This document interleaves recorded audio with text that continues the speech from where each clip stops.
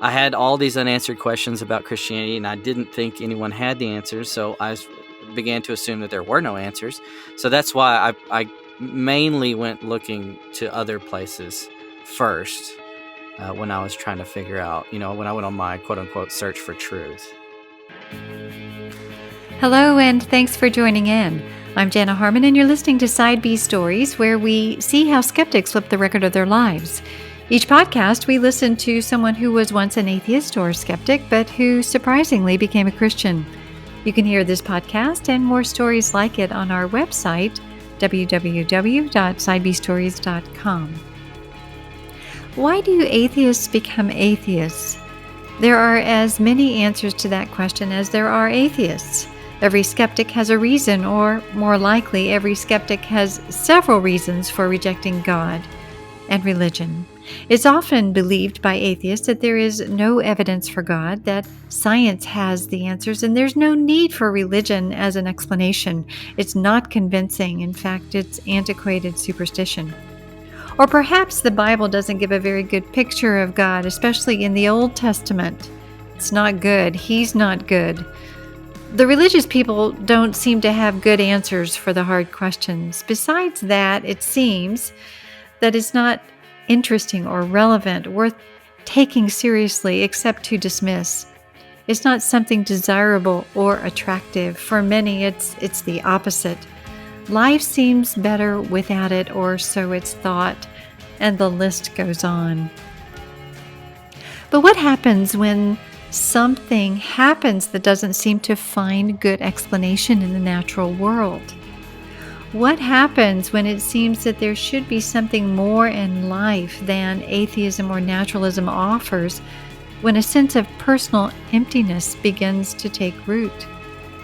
That sense that nothing really matters. When points of tension arise intellectually, personally, existentially, it can cause someone to begin to wonder, to search. Is there something more? Where do you begin to look?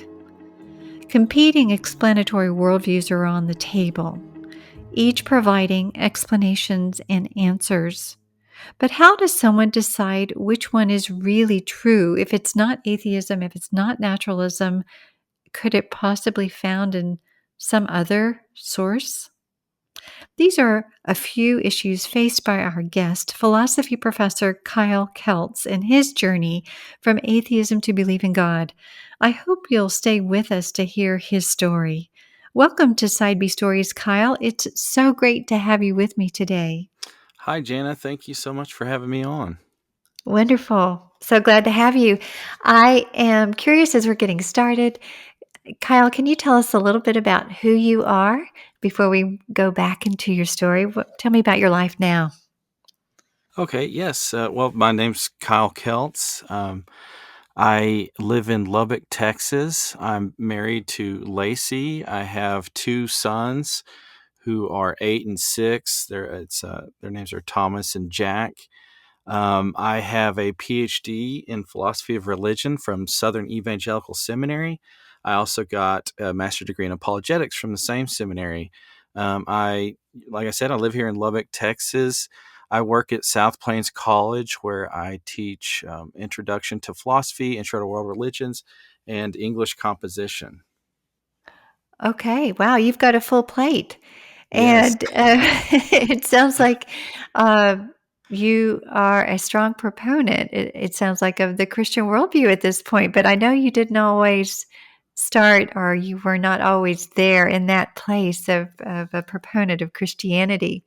So let's go back. Let's start at the beginning and your childhood. Tell me a little bit about where you were born and your family, and whether or not God was anywhere to be found in your home environment or among your friends.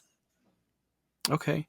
Yeah. So I grew up in, they call it West Texas. It's actually in the closer to the Panhandle. It's around Lubbock. I was born in Lockney, Texas. I claim Lubbock, but I think I had a pretty typical middle class upbringing in the Bible Belt. I loved playing video games from an early age. That's mostly what I did. But as far as like the gods, was there religion in our family? There definitely was. When I've thought back on this in the past, I've called this nominal Christians. But the more I've thought about it, the more I've realized I don't really think that's the case. I think I was just more hard headed than anything. Both of my parents are Christians. They both they've usually served in like the music side of ministry in churches. um, but they both talk to us about Christianity. They both try to get us to go. I say us. I have a sister. They try to get us to go to church every Sunday. And the more I think about it, I think they had a huge influence on me eventually becoming a Christian. I so I think it was around when I was 1989, when I was about 8 years old. I do have a memory of my mom, talking to us like she usually did about heaven and hell. And I remember thinking, well, I want to be with my family and go to heaven. And I actually remember when I was 8 that I prayed for Jesus to come into my heart. So that was like, that was kind of the extent of it. Growing up, we would go to church. I I didn't. I don't know. I think I was more, like I said, I think I was more hard headed than anything, more immature. I didn't listen much at church. I didn't like going to church. I fell asleep a lot, and it became like a habit. I just would go to church and fall asleep in the sermon. Didn't uh, didn't like going to Sunday school that much. But my parents were great. They had a good influence on me. I think I even tried. I think I have a memory. I even tried to read through the Bible in the seventh grade. I didn't make it. I think I stalled out, and something probably like numbers or something. But yeah, I mean, they had a good influence on me. I just wasn't into it that much, really. Okay. Yeah, so you had kind of a childhood faith. Your family obviously were believers in Christianity. You went to church and it was just part of your life and the rhythm of things. I'm curious, did you have any other friends who were invested in Christianity at all, or were you just kind of hanging out with guys who pretty much felt the same way you did? Oh, yeah, that's a good question, Janet. So most of my friends didn't, if I remember correctly. Especially one of the big turning points for me was in high school, is whenever I started claiming to be an atheist. At that time, most of my friends weren't involved in church. I did have one that was highly involved. But thinking back to graduate school, I don't even remember talking about religion with any of my friends. If I'm, we moved around a lot, so I had to make friends everywhere we went. And one of the ways I did it was I just an easy icebreaker for me was, do you like video games? And Okay. if they said no, then it was awkward. But if they said yes, then I could almost instantly make a friend. But that's all, that was kind of, it was usually me and my friends. We would just go play or uh, ride bikes, go play in town, or play video games. And I don't remember talking about religion with just about anybody. It wasn't until really high school that I did have a friend who still to this day is a really strong Christian. And he was back then, but most of my friends weren't. Mm. So you said you started thinking more that you didn't want to or didn't believe in Christianity when you were in high school. Tell me about that. I think it was in junior high or a little bit younger, and thinking things that probably most kids don't think. Like, I remember one time sitting in my room thinking about what it would be like if nothing existed. I've just always had this mind that I was always daydreaming and or thinking about why we're here and things like that. So I really started that really started to come to a head in high school, and that's when I actually started questioning whether Christianity was true or not. Now, having said that, like I said, up to this point, I don't.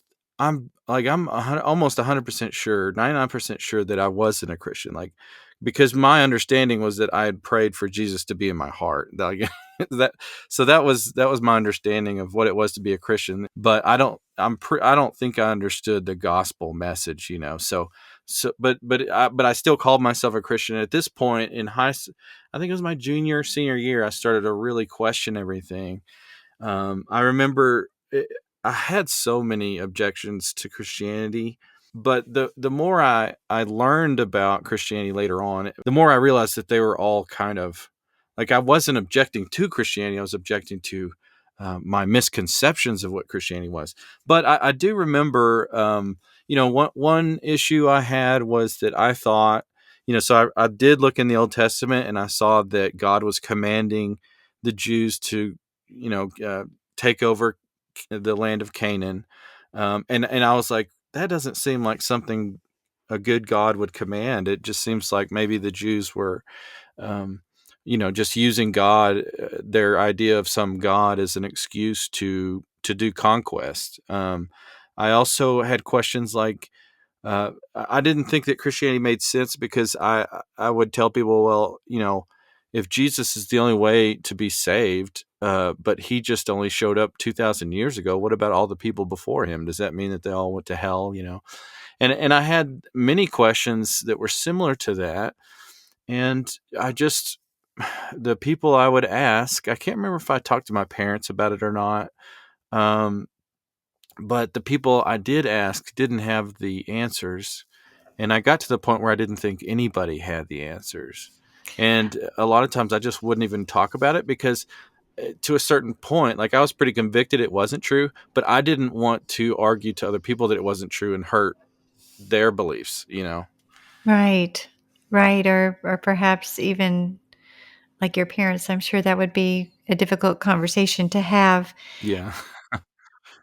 But I didn't, when I asked people, it was mainly just people from church or friends that I knew that I thought would know something about it. It was mainly just, asking all the people I knew these questions, Mm. not really.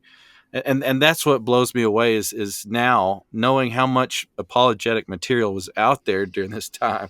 I can't believe I missed all of it, but Yeah, yeah. I think it's easy to miss if it's not if those kind of answers aren't to be found in your culture, in your circle of friends, family, church, whatever. So you started having these doubts. You were internally questioning the reality of Christianity. You began to I guess intellectually push away from it. And you were keeping quiet about it. It sounds like you were. Um, I guess it like you said before, it would may have been a bit too much of an uncomfortability to let it be known that you were an atheist among your own circles. Yes, I think, well, now I was outspoken with my friends. I think I was just quiet about it with my family. I wasn't sure how they would take it. I think maybe eventually I told them. What happened was I graduated from high school and I went straight into the army. Um, and I signed up for college money basically, but I signed up for the army to go serve for 4.5 years. And when I left the house, I really became like a staunch atheist. I actually still have some dog tags in a box somewhere. And, at the bottom, it usually says what religion you are. And I had some that it said NA, N/A. And I remember Yes. being really proud of that. And they always said, yeah, there's a saying in the army, and they say there's no atheist in a foxhole. And I just used to sneer at that and be like, yeah, no, I don't believe in it at all. I mean, to be honest, and the more I've thought about it, I wanted to be a Christian, probably because of my family influence. But I remember, wanting to believe that God existed, but I just couldn't. It was like, I don't know. It's almost like working out and you're trying to get that last rep in of whatever you're doing, and you just can't do it. That was how I felt. I wanted to believe, I just couldn't bring myself to believe in it. Um, but that kind of takes me to the next step, was where I guess there was something in me that felt like there was more to life than just, because there was a time where I literally thought, if I died today, it would just, like, I actually wasn't even afraid of death. Like, I thought, if I die today, it'll just be like going to sleep. Like, I just won't exist anymore. And for all eternity, that's it. It'll just be like, being unconscious. Um, but I don't know. There must have just been something in me. I thought there must be more than this. So while I was in the military, I started researching other religions, and I read a lot of books. I read books on New Age things. If I remember, I know I read a lot of books on Buddhism and Hinduism. I remember the Bhagavad Gita was one of my favorites. Um, I think I even read a little bit about Islam. Um, I mean, but I don't know. I think I tried meditating a little bit here and there, but I always felt silly. The more I read about Hinduism, the less it made sense to me. But I did transition. I think it was like for a couple years, I was an atheist. Starting in high school, going into the military. But then I started leaning more towards agnosticism, or at least being agnostic, leaning towards atheism. After a while, I quit being so outspoken about God not existing and all that, because I was like, well, so I transitioned into a period where I was like, okay, I'm going to start looking into it and try to figure out what I think is true, and I'm not going to just take a side on this right now, and I'm not going to try to talk people out of being Christians or religious.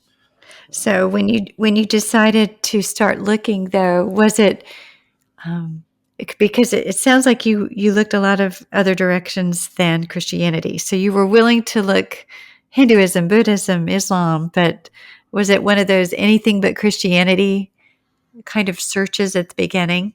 Yeah, I think so. In the beginning, it definitely was, because I had all these unanswered questions about Christianity, and I didn't think anyone had the answers. So began to assume that there were no answers. So that's why I mainly went looking to other places first, when I was trying to figure out, when I went on my quote unquote search for truth. So, but just thinking about the catalyst that started the search, it was that you were looking for something more in life because you must have, like you say, the death was the end. So you must have been thoughtful enough to understand the implications of your atheism, that it there's not much in the way of objective meaning and purpose, that there is no life Right. after death, all of those things. So you were thoughtful enough about your own worldview, the implications of your own worldview, that you saw that there was something missing, at least from a human perspective, that you wanted something more existentially in your life. I think so, and I don't want to say that I had completely thought out every angle of atheism, or the implications for that on a comprehensive, logical, coherent worldview. But yes, I certainly had realized that if God didn't exist, which I didn't think He did, that basically nothing mattered, and that if I died, nothing would happen. I would just cease to exist. Mhm. And it's funny too, because you keep living your life, and you you keep going, and you have goals, but you tell yourself, ultimately it doesn't matter, but I'm going to do it anyways. But yeah, it. So I don't think I had thought it completely through, but I definitely knew that, at least. But yeah, I think at the end of the day, though, I definitely knew there had to be something more than that. Um, and so that's why I did start looking for other, at least to see if maybe one of the other religions might be true, or there's something in it that really struck me. I'd like to pause for a moment and tell you about our new Side B Stories website. Perhaps you or someone you know is questioning whether or not belief in God is even possible or credible, whether or not Christianity is worthy of belief. The trouble is, in our culture today, Christianity is viewed largely as a belief system for the weak, delusional, and uneducated. It can be extremely difficult to break through the negativity and stereotypes to explore authentic, historic Christianity. If you're a skeptic or atheist, what would it take for you to consider the reality of God or the truth of Christianity? Or if you're a Christian, how can you better understand or engage with skeptics in a meaningful way? Our new Side B Stories website was created with you in mind. In addition to housing our podcast stories, it also features short video testimonies from former atheists and resources they have recommended or written about their own journeys to belief. And you'll hear their advice to skeptics on how to pursue a search for God, and advice to Christians on how to engage with those who don't believe. We offer these stories from former skeptics on the Side B Stories website because there is no bigger question that affects your life than whether or not God is real or true, good or relevant. In a culture where Christianity is sometimes viewed unworthy of belief, Side B Stories shows what it did and does take for skeptics to become believers. We hope you can find all of this by going to our new website, sidebstories.com. We hope you'll take a look and share this wonderful resource with skeptics and Christians alike. Now back to our story. So as you were looking through these other religions, it sounds as if that you weren't finding what you were looking for in terms of, I don't know, intellectual substance or meaning or whatever it is that you were searching for. Why don't you tell me about that, or what it led towards? If it led away from those, what it led Oh, okay. towards? It was Buddhism and Hinduism that uh, that that really intrigued me the most. There's several types of Buddhism. I was really into thinking about or wanting to try to practice the ones that are more meditative and more intellectual. I got into Hinduism though, but yeah, when you try to read about in some of their writings, how did the world begin, and that reminds me of one of my major objections to Christianity. It was because of Genesis 1. I used to think that because Genesis 1 says that um, or let's say this, it seems to say that the world was created before light was created. I used to say, yeah, it seems to obviously be saying that the world was created before the sun was created, but science says that otherwise. So that was another major objection I had. But when you start reading in other religions what they say the origin of the world is, and kind of the purpose for why we're here and all that, I it really, I don't know, it wasn't satisfying, I don't think. And I was trying to, I guess, because the way my mind works, I was trying to integrate it into what I was seeing in my everyday life, and I was trying to make sure that all the concepts lined up with each other, and it just wasn't really clicking. And that really does kind of lead in to what I started doing next. So I got out of the military. I was still agnostic at this point. I got in 99, and I was in for 4.5 years. I think I got out around the beginning of 2004, and I came back to Lubbock, and I started going to Texas Tech University. And uh, at this time, though, I think that because I didn't find anything satisfying in these other religions, I started I started going to philosophy of religion. I specifically remember buying a book called Philosophy of Religion Selected Readings. And, in philosophy of religion, it's not completely, philosophers of religion can be dabbling with just about any worldview. They can be theists, they can be pantheists. So I bought this book. I was like, well, I want to see what the philosophers have to say about all this.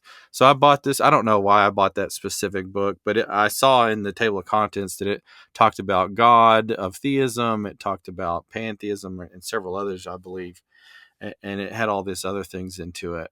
Um, and that really was a turning point for me. Another thing that was happening in my life, around the time the last couple years in the army and some of those years going through college, I and this leads up to my conversion, was I was having, I think it's called sleep paralysis. Have you heard, talk to anybody that's experienced that? Well, I think I know what you mean just from a personal experience, Okay. but why don't you describe what you think or what it is essentially? Yeah, well, and I hadn't even heard about, I didn't even know it was called something back then. But I would have these, and I call them dreams. I honestly don't know what you would call it, because it's like a dream, but you're in the exact place you're in, and you're in the exact position you're in. But I would have something that I didn't know it would be a dream at first, right? So I just think I'm awake in bed, but in these quote unquote dreams, I would notice that there was a dark figure standing in the room somewhere. And when you realize that there's a dark figure standing in your room, you want to sit up and, ask who it is or see what's going on. And but then at that point, I would realize that my whole body was paralyzed and I couldn't move, and obviously that's a jarring experience. So I would realize that I couldn't move, and then like for the next couple seconds I would try with all my might to move, and I couldn't, and the dark figure would still just be sitting there or standing there over me, kind of across the room, never like right over me. But then, and then maybe like a minute or so later, finally I can move, but it's because I just woke up. But I'm in the same place. It feels like I just woke up, but I'm in the same place. I'm in the same bed and position, but I just sat up, and I'm, breathing real hard. And, whenever I'd wake up, there wouldn't be anything there. But it was always so weird. And I had it occasionally. I didn't think much of it, to be honest. It would happen. I was like, that's weird. I might tell somebody about it. I remember one time specifically, I was on vacation from the army, and I went hunting with my dad. We stayed the night at my grandma's house in a small town in West Texas. And yeah, this one night, so I slept on the couch that night, and I remember two people standing over me talking about me, and just, he's doing this, he's doing that, blah da da da da. And I wanted to sit up and be like, who is this in the living room? Because it was just me and him. I think my grandma and grandpa were out of town that night.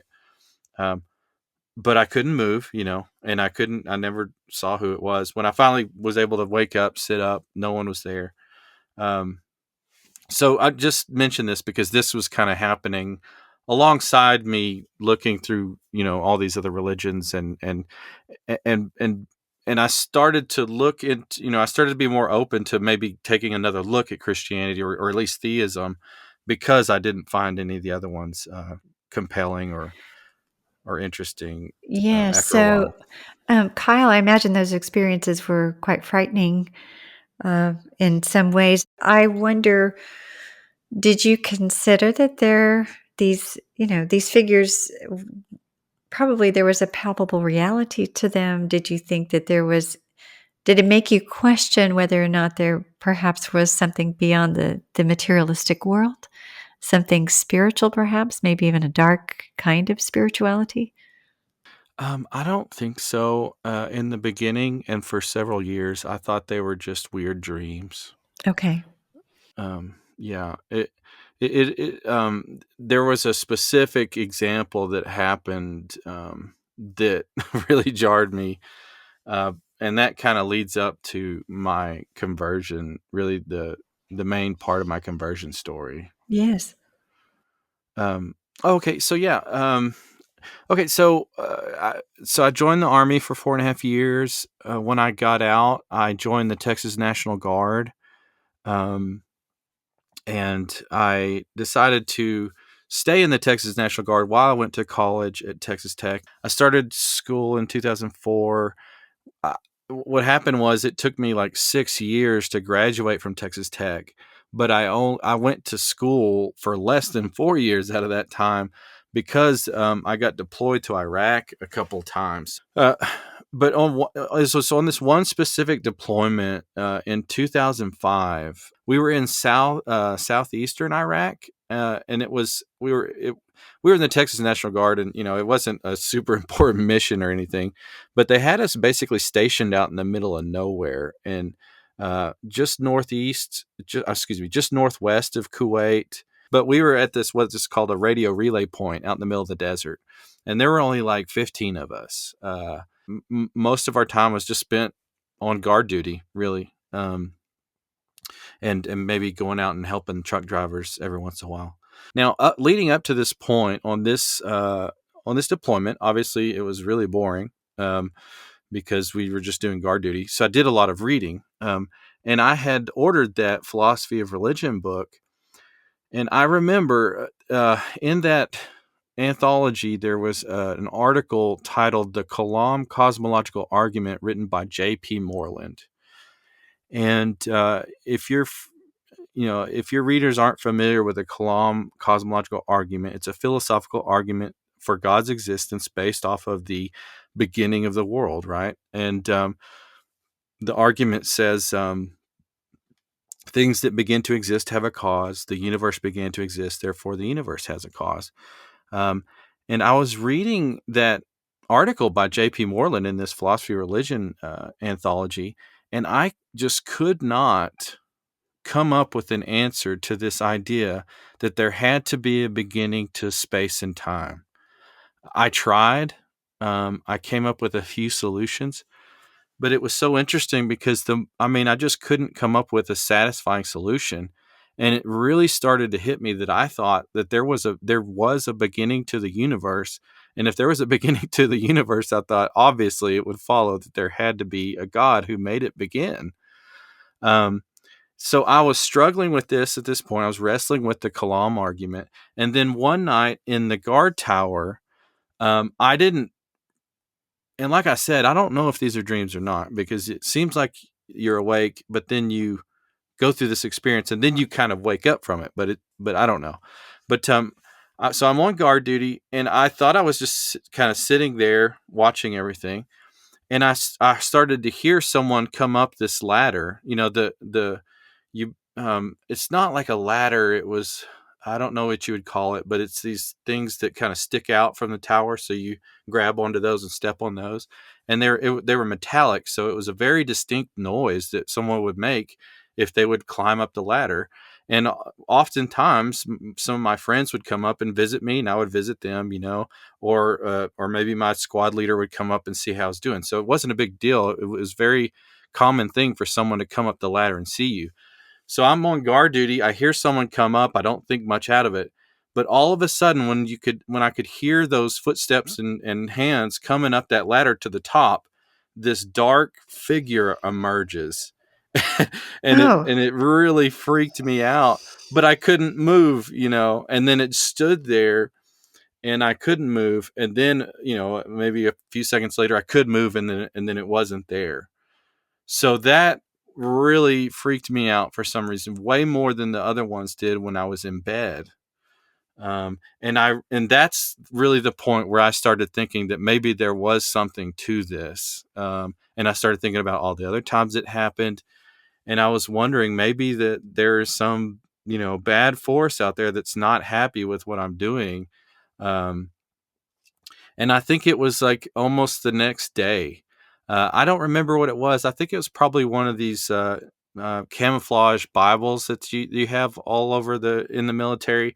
I think basically I took something like that and flipped to the back and looked for the plan of salvation portion, and I prayed the sinner's prayer basically.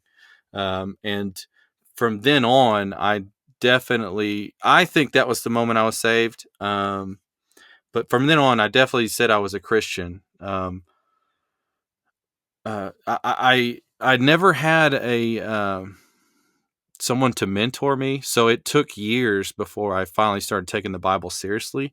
But I at least said I was a Christian, and so if I'm listening to your story and kind of putting the pieces together. And I suppose from an intellectual point of view, you were reading J.P. Moreland, the Kalam Cosmological argument, that from an intellectual point of view, you're beginning to see that the beginning of the universe requires a sufficient cause outside of the material universe, and that God seems to be the best explanation for that. And so I guess there, in some way, you began to become open again intellectually to the idea of at least a theistic God or someone who, Yeah. the big banger who caused the Big Bang, um, as the sufficient and necessary cause.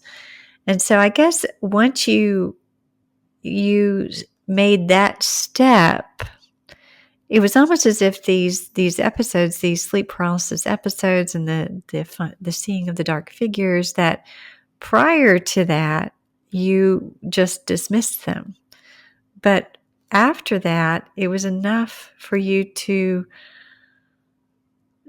kind of push you is probably too strong of a word, but it was enough of a frightening experience or a sobering experience that you were able to apprehend at least that maybe if there is a God, then maybe there is an evil force or a dark force that's real. If God is real, then maybe there's something else that's real that's not so good. Uh, so it was through an interesting journeying, both experiential as well as intellectual, and then experiential again, to bring you to a point of willingness to where you actually looked at the Bible and looked at the back, and you were willing and really, it sounds like, very in earnest to accept God at that point. Yes, and it's funny because I look back on it now, and I thought I was so smart back then when I didn't believe in it.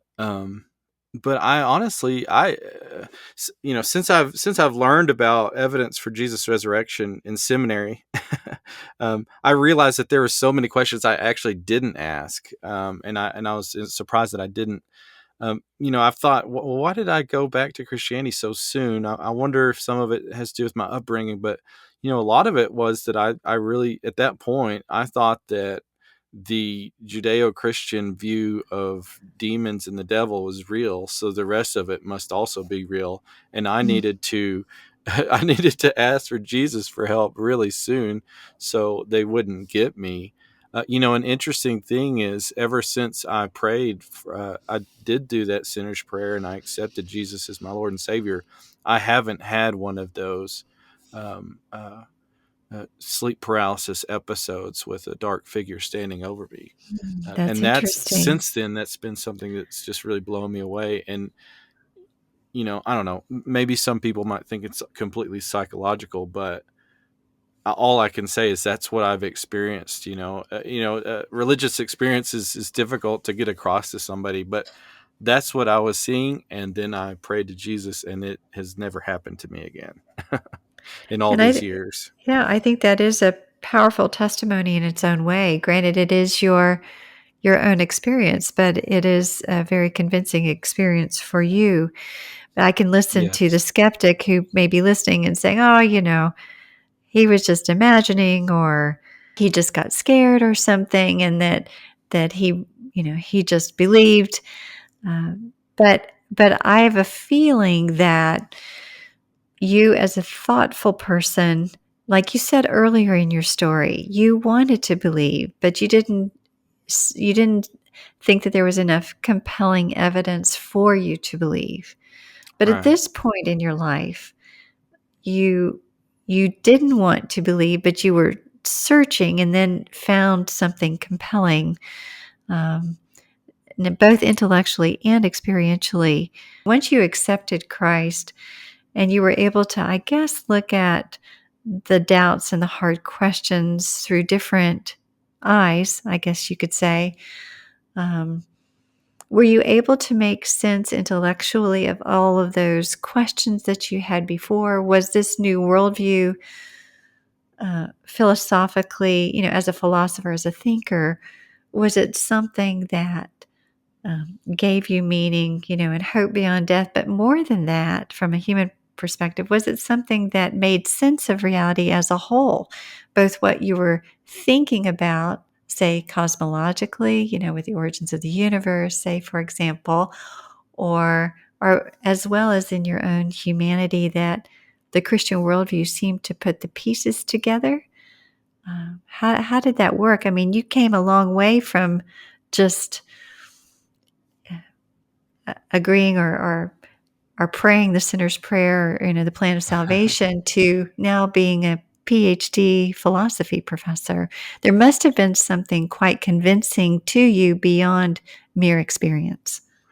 Oh, yes, for sure. Now, I mean, the rest of the story, there's a lot of grace, a lot of providence, I think. That's what I think is so amazing, because I just and I still don't think I went and talked to my family and asked them hard questions. But it was a slow process. After I became a Christian, I think I started reading the Bible a little bit. Never read it all the way through.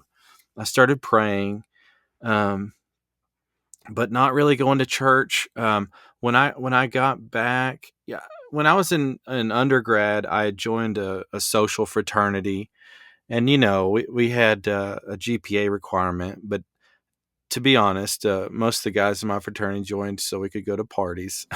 Yeah. So I was drinking a lot back then, and looking back, I wonder if I was drinking a lot because of some of my experiences in the military. But I didn't have I basically it came to Christ because of a book and the Holy Spirit. So I didn't have someone guiding me through all this. What I think was a turning point for me was when I met my wife. At this point, I was surrounded by people who drank, and that's all I did. But then I met her. We started dating. She didn't drink, and it was interesting to me because when we would talk, I just or hang out, I realized that you can have fun without without drinking, basically. But also, she was someone, because I was wanting to date her.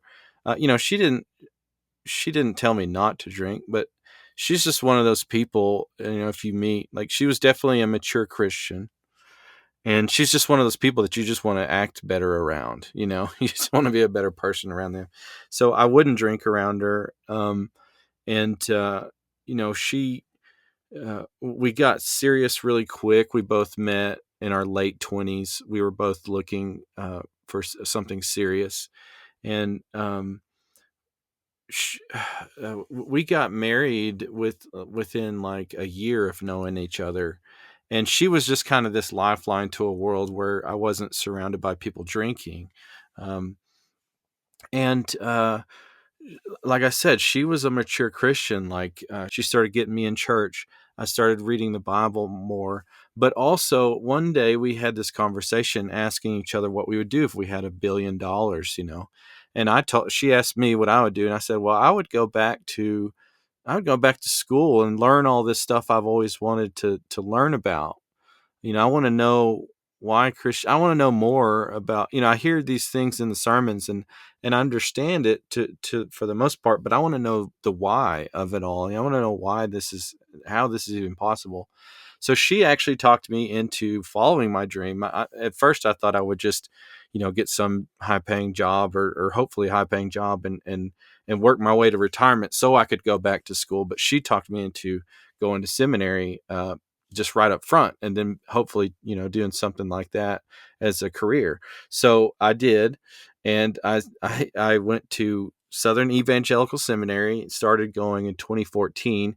She laughs because I was so excited. I was buying I was ordering books on Amazon for my classes when we were on our honeymoon. Besides my wife's sanctifying influence on my life, going to SES was great for me. It was I was required to read through the Bible, in the Bible survey courses. It was the first time I read through the whole thing. But I knew that I wanted to learn about philosophy. I wanted to learn about why Christianity is true. but I also wanted a place that was grounded in the Bible and seemed to be pretty orthodox and you know, conservative. So I went there, and that was what was kind of an eye opener to me. It was when I started learning about all these philosophical arguments for God's existence that I hadn't even considered. When I started learning about the historical evidence for Jesus' resurrection, when I started learning about all these philosophical arguments for the existence of the soul, and all these arguments against atheism. Um, at this, well, some of the stuff on Jesus' resurrection surprised me because I thought back and I thought, I didn't even ask these questions, but there's all these answers and all this evidence for Jesus' life, and all these answers to objections from skeptics, and I hadn't even considered that. But I think it really had a lot to do with me thinking that demons were real. But at this point in my life, I've seen so much. Like, for one, it does make sense out of pretty much all of reality. I mean, the Christian worldview does. Whether it's the beginning of the universe or our us always go seeking some kind of good, whether we believe that God exists or not. Our rationality, our sense of right and wrong. But I've seen so much evidence for Christianity at this point that it would take more faith for me to be an atheist.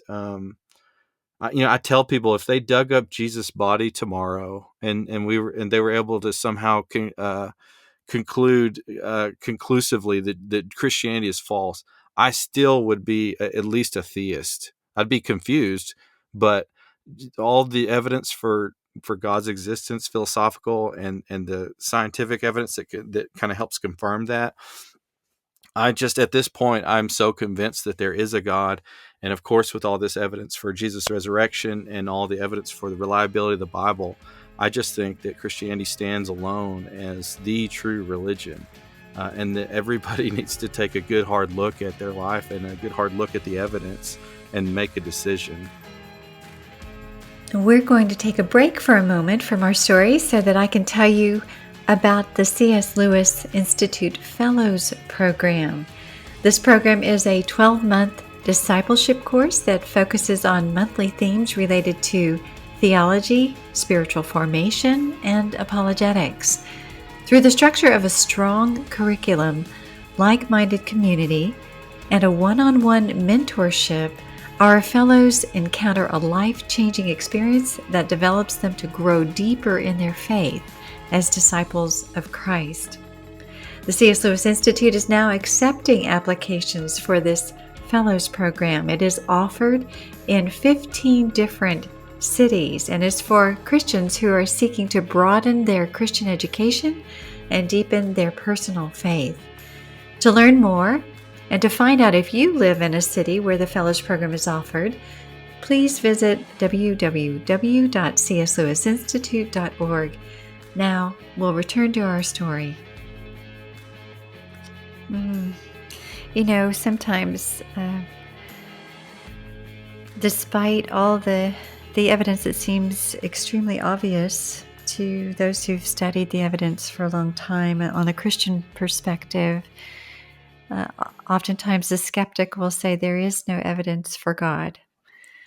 How would you respond to that, especially in light of what you just said, that there seems to be an overwhelming amount of evidence? It reminds me of me back whenever I was in that position, because there were so many books written on apologetics before the year, 1999. It blows me away how many people were speaking and writing about the truth of Christianity at that point, and I had no idea about it. But I have journal entry assignments in my classes, at work, in my philosophy class, and we get to a philosophy of religion portion of the class, and students are asked to write about their opinions and their thought on whether God exists, and I've had several students say things to that effect. There's absolutely no evidence for God's existence, and it always puzzles me because in these debates on whether God exists or not, the theist is saying that the entire universe is evidence for God's existence. Basically, to me, when someone says that, it would be like someone being in a murder case and the prosecutor has provided a lot of evidence, pointing, maybe circumstantial, but pointing to the guilt of the offender. And but then the one of the people in the jury says, well, there's, they don't think he did it. So they would, but they wouldn't say there's absolutely no evidence for it, right? They would just say that I don't think this evidence means that he murdered that person. So I don't, if someone says there's absolutely no evidence for God's existence, I think they're either, they don't know about all of these philosophical, logical, scientific arguments that Western philosophers and theists have been making for thousands of years, or what they really mean is the evidence doesn't convince me. So I'm not, that's what I would kind of say to somebody is like, if you think there is no evidence, then you need to start reading up on apologetics. If you're really interested in this topic and you're really searching for truth, there are a lot of books that provide logical, evidential reasons for believing that God exists and that Jesus rose from the dead. Yeah, I think that might be a little bit key there in terms of either they are not convinced or they have been exposed, but they're, what you said there is if they're really looking, um, and I think that has a lot to say about all of us in terms of what we're looking for. We have a tendency to see what we seek, and so sometimes, yeah, our desires prevent us from seeing perhaps what is true. If I had any more other advice to a non-believer who was seeking, in some sense of the word, I just think of my younger self, really. That's one of the reasons why I do what I do. One reason why I'm a philosopher is because I've always just thought about these hard questions, and I really was one of those people at work daydreaming about, does God exist and all these things. Um, but but thinking about my younger self, I had all these objections to Christianity, but the more, like I said earlier, the more I learned about systematic theology, the more I learned about philosophy and all these Christian ideas that the church fathers and all the major leaders of the church in the medieval and modern and ancient period have argued for over thousands of years. The more I understood what Christianity really means, the more I realized that all these objections I had to Christianity early on weren't objections to Christianity, because I was basically I had these straw man ideas about it, and I didn't believe in something that wasn't even Christianity. So I know it sounds crazy, but I almost wonder how many atheists or people who once were Christian or have never been Christian, but if they would just sit down with an open mind with someone who knows what they're talking about and have them explain it to them, I wonder how many would find it more compelling. Another thing is that I was asking all these questions, but no one had the answers. But the more I've thought about it, I tell people, let's say that I wanted to know about some really deep scientific concept. So I want to learn about relativity theory, and the only people I ask about relativity theory are my family members who aren't scientists, or like my high school teacher, and none of them can explain it really well to me. And in fact, when they do explain what they do grasp, it doesn't sound right. So, but the thing is, I wouldn't reject relativity theory based off of just asking my friends and my high school teacher. I would need to go to a professor, a PhD in it. And in the same way, I'm not saying that someone has to have a PhD to understand what Christianity is. I'm just saying that if someone has asked their parents and a few other people, and maybe their pastor who hasn't been taught apologetics, maybe, and those people don't have the answer, that's not good reason for rejecting Christianity. You need to go to theologians. You need to read systematic theology, read some philosophy, read some works on apologetics, because those are going to be written by people who know what they're talking about. And there is a lot of material out there on this stuff. If you had a chance to recommend one book, say someone said, I really would like to read something substantive from a Christian writer, philosopher, theologian, can you think of a book that you might recommend for someone to pick up? Yes, the book I usually recommend is a book by William Lane Craig.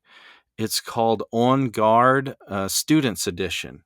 So it's written by a Christian philosopher and apologist, written to an unbeliever, like written to with an unbelieving audience in mind.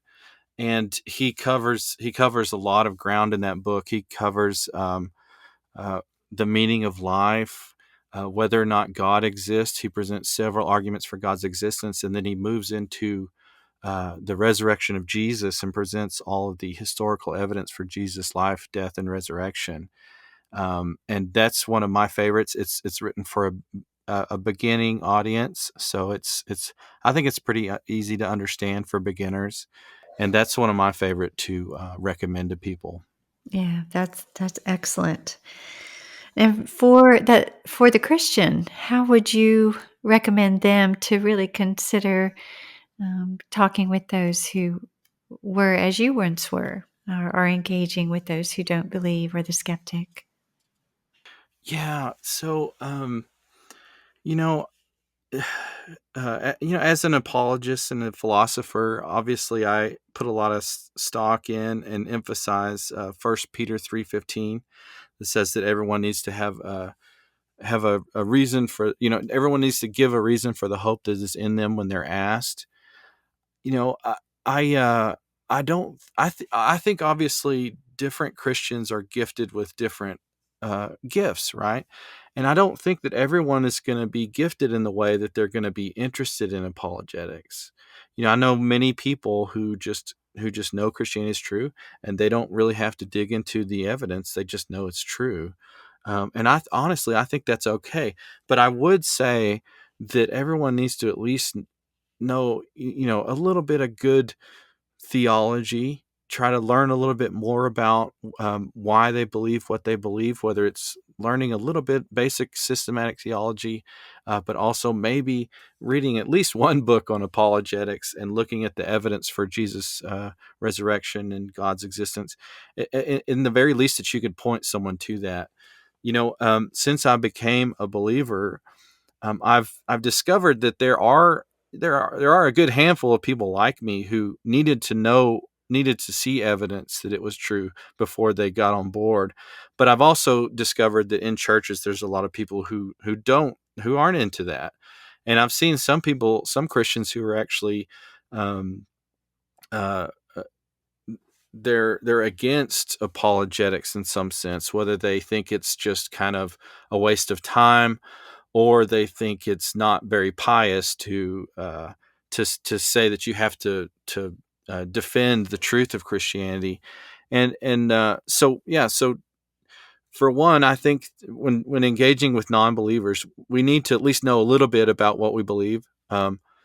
So you can point non-believers who do want to see evidence to these resources, but also as believers, we need to realize that not everybody has the same experience we do. So, uh, because I've had some people say that we shouldn't do apologetics because it doesn't work, but I'm living proof that it does work. I know there were some experiential things going on with my conversion, but it also a huge part of that was through philosophy and through apologetics, and me being at one day I wasn't convinced that God existed. The next day I read a philosophical argument and I was convinced that there was a beginning to the universe, and God had to be the cause of that. So I would just tell people that apologetics is okay, and God can and does use it to bring people to the kingdom of God. So to have an open mind about it, and just because someone else is, we're not all gifted with the same gifts, so um, it's okay for other people to do it, whether you're interested in it or not. Yeah, yeah. Thank you for that. Apologetics is something I think both you and I hold close to our heart. I have, and as you have, seen the value of it, especially in a world increasingly skeptical about Christianity and its truths. And Yes. it's good to know why we believe what we believe, and all of these grounding arguments for it that are really, really quite substantive when you take a look at them. I think too, I love your story and what you're saying, because I also believe that just as you had constructed straw man um, and arguments to take Christianity down, I think there's oftentimes a misconception of what Christianity is and who Christians are, and oftentimes we're Mm, given a very negative stereotype, and one of those stereotypes is that we're not intelligent people. And I think your story really counters that. Your journey really counters that. You're a thoughtful, intelligent person. You have asked questions since you were a boy, and you're into your adulthood. You are spending your life still considering the big questions of life in a very thoughtful, intellectual way, and not only for yourself, but for college students and high school students as well. And that's pretty wonderful that you've gone through this whole journey in your life, um, both intellectual as well as experiential and spiritual, of course, and that you've found the worldview that seems to make the most sense of reality, but you're not keeping it to yourself. You're sharing that with others. And that's why I'm so happy that you're on the podcast today, Kyle, because I'm thinking about those who are going to be listening to your story and really benefit from your journey. So thank you for coming on board today. thank you so much for having me, Jana. Well, it's been wonderful. Thanks for tuning into Side B Stories to hear Kyle's story. You can find out more about him with the links in the episode notes, as well as the book On Guard that he recommended by William Lane Craig. For questions and feedback about this episode, you can contact me through our website, www.sidebstories.com. If you enjoyed this episode, I hope you'll subscribe and share it with your friends and social network. It's always great, too, if you give it a good rating or even a review. In the meantime, I'll be looking forward to seeing you next time, where we'll see how another skeptic flips the record of their life.